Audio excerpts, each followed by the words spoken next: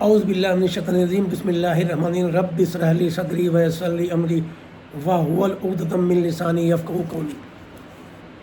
दोस्तों, शांति मार्ग किताब डॉक्टर मौलाना सैयद अबुल आला मौदूदी की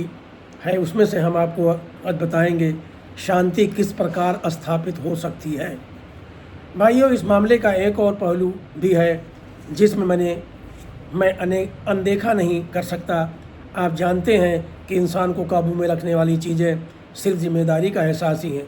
अगर किसी आदमी को यकीन हो जाए कि वह जो चाहे करे, कोई उससे पूछताछ करने वाला नहीं है और न उसके ऊपर कोई ऐसी ताकत है जो उसे सज़ा दे सके, तो आप समझ सकते हैं कि वह बेलगाम निरंकुश बन जाएगा। यह बात जिस तरह एक व्यक्ति के बारे में ठीक है, उसी तरह कुटुंब, एक वर्ग, एक जाति और सारी दुनिया के इंसानों के बारे में ठीक है। एक ख़ानदान जब यह महसूस करता है कि उससे कोई पूछताछ नहीं कर सकता, तो वह आपे से बाहर हो जाता है। एक वर्ग भी जब उत्तरदायित्व और जवाबदेही से निडर होता है, तो दूसरों पर अत्याचार करने में उसे कोई संकोच नहीं होता। एक जाति या एक राज्य भी अपने आप को इतना शक्तिशाली पता है कि अपने अत्याचार के किसी बुरे परिणाम का भय उसे नहीं होता, तो वह जंगल के भेड़िए के समान कमज़ोर बकरियों को फाड़ना और खाना शुरू कर देता है। दुनिया में जितना अशांति पाई जाती है, उसकी एक बड़ी वजह यही है, जब तक इंसान अपने से ऊंची किसी सत्ता को स्वीकार न करे और जब तक उसे विश्वास न हो कि मुझसे ऊपर कोई ऐसा है जिसको मुझे अपने कारों का जवाब देना है और जिसके हाथ में इतनी शक्ति है कि मुझे सज़ा दे सकता है, उस समय तक यह किसी प्रकार संभव नहीं है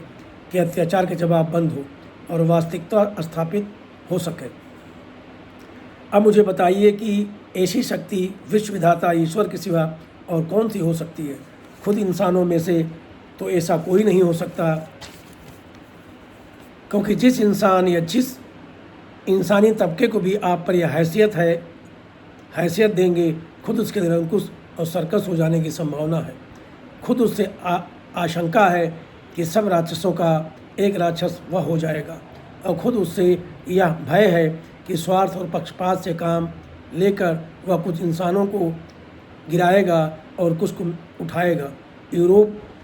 ने इस समस्या को हल करने के लिए राष्ट्रंग लैंग्वेज ऑफ नेशन बनाया था,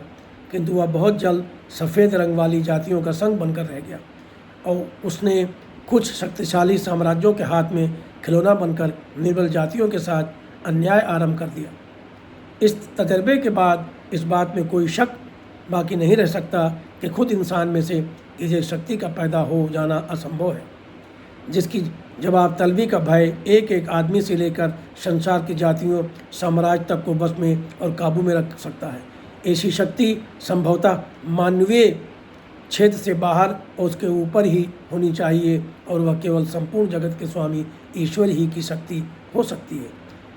हम यदि अपनी भलाई चाहते हैं, तो हमारे लिए इसके सिवा कोई उपाय ही नहीं कि ईश्वर पर विश्वास करें, उसकी सत्ता के आगे अपने आप को आज्ञाकारी प्रजा के समान सौंप दें और इस विश्वास के साथ संसार में जीवन व्यतीत करें कि वह सम्राट हमारे छिपे और खुले सब कार्यों को जानता है और एक दिन हमें उसकी अदालत में अपनी पूरी ज़िंदगी के कामों का हिसाब देना है, और हमारे सज्जन, सभ्य और शांतिप्रिय इंसान बनने का केवल यही एक उपाय है।